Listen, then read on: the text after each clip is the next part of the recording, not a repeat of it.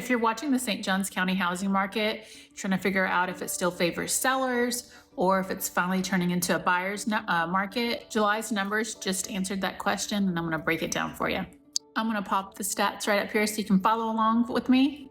The median sales price in July, you can see, is $589.60, and that's up just 1% from June. We've seen this has relatively stayed flat year over year, month over month. Prices aren't really spiking, but they're not dropping either. Homes are still moving fast.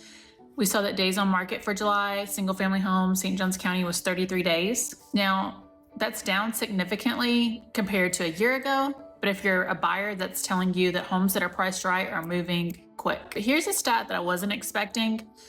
New pendings, meaning homes that went under contract in the month of July, that dropped 42.3% compared to June. And so that's signals a real slowdown in the amount of contracts that were being written. New listings also dropped. That was down 17.8% compared to June.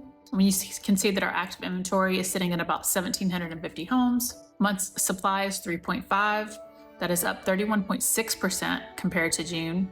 And just for context, anything around 5 to 6 months of supply is still considered a seller's market. And at 3.5 months, sellers still have the advantage here, but that number moving up is definitely something we want to keep an eye on. You can see that sellers received 97.2% of the list price on average, and 7% of the homes sold for over list price. Both of these numbers dipped slightly from June, but what do these numbers mean if you are looking to relocate here?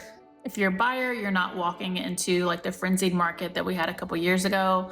There's still some breathing room. However, if there's a home that is priced right that you like, it's essential to move on that pretty quickly because those are the ones that are moving in this market, as you can see, in about 30 days time. And if you're selling, you're still in a favorable position. Pricing strategy matters more than ever right now.